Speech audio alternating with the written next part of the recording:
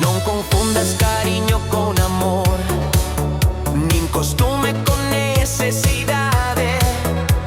Hai quen entrega a alma entera e quen só busca compañía por vaidade.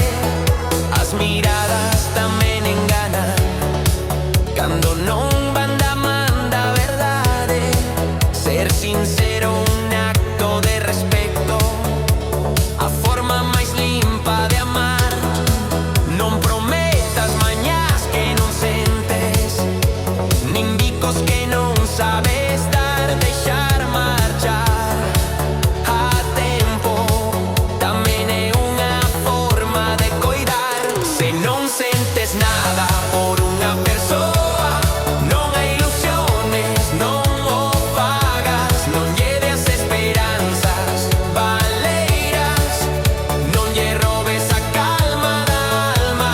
Se non sentes nada por unha persoa, non hai ilusiones, non o fagas.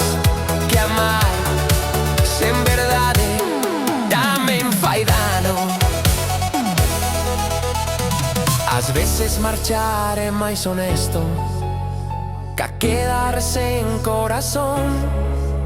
A verdade pode doer un intre, pero evita unha longa destrución.